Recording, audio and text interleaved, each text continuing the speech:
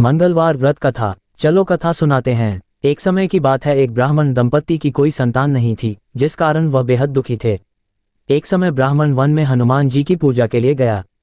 वहां उसने पूजा के साथ महावीर जी से एक पुत्र की कामना की।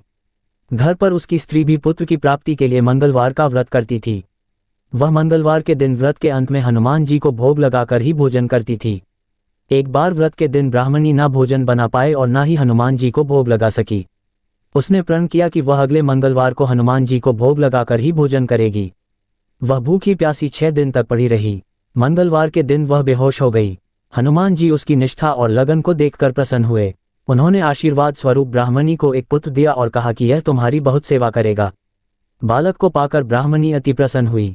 उसने बालक का नाम मंगल रखा। कुछ समय उपरांत जब ब्राह्मण घर आया तो बालक को देख पूछा कि वह कौन है। पत्नी बोली कि मंगलवार व्रत से प्रसन्न होकर हनुमान जी ने उसे यह बालक दिया है।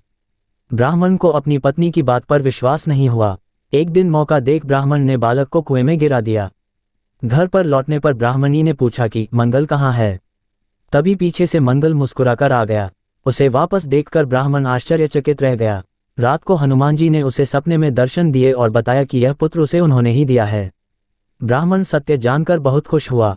इसके बाद ब्राह्मण दंपत्ति प्रत्येक मंगलवार को व्रत रखने लगे। जो मनुष्य मंगलवार व्रत कथा को पढ़ता या सुनता है और नियम से व्रत रखता है, उसे हनुमान जी की कृपा से सब कष्ट दूर होकर सर्व सुख प्राप्त होता है और हनुमान जी की दया के पात्र बनते हैं। हनुमान जी और भक्त मां की कथा। प्राचीन काल की बात है। उत्तर भारत के एक छोटे से ग्राम में सीता नाम की एक वृद्धा माता रहती थीं। उनका जीवन अत्यंत सरल था। कुटिया में निवास, नदी के जल से स्नान और प्रतिदिन श्री राम तथा हनुमान जी की आराधना। पति का देहावसान वर्षों पूर्व हो चुका था और संतान का कोई सहारा उन्हें प्राप्त न हुआ। माता का जीवन भले ही निर्धनता में व्यतीत होता था, किंतु हृदय भक्ति रस से परिपूर्ण था। वे प्रतिदिन प्रातःकाल उठकर तुलसी के पौधे के समीप दीप प्रज्वलित करती और हनुमान चालीसा का मधुर पाठ करती। गांव के लोग कहते, भक्त मां की परीक्षा। एक वर्ष वर्षा ऋतु में गांव में अकाल सा पड़ गया।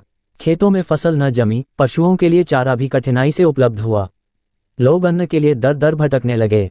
वृद्ध माता के पास तो पहले ही बहुत थोड़ा अन्न था, परंतु उन्होंने वही भी भूखे बच्चों में बांट दिया। अब उनके पास न अन्न शेष रहा, न जलाने को लकड़ी। किंतु हृदय में तनिक भी भय न था। वे केवल ये कहती, जब तक मेरे रामलला और हनुमान जी हैं, मुझे कोई संकट छू भी नहीं सकता।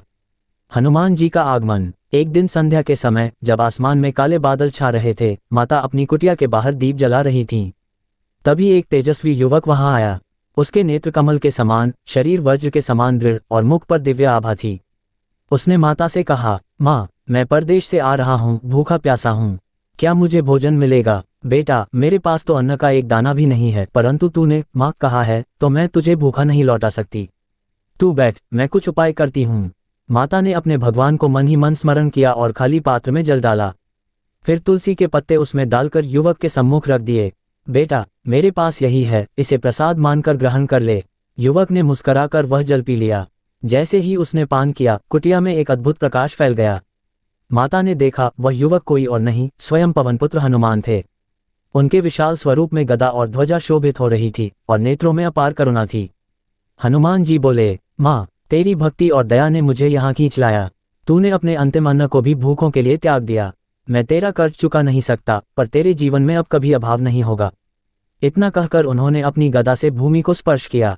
उसी क्षण माता की कुटिया में अन्न, वस्त्र और दीपक का तेल स्वयं प्रकट हो गया।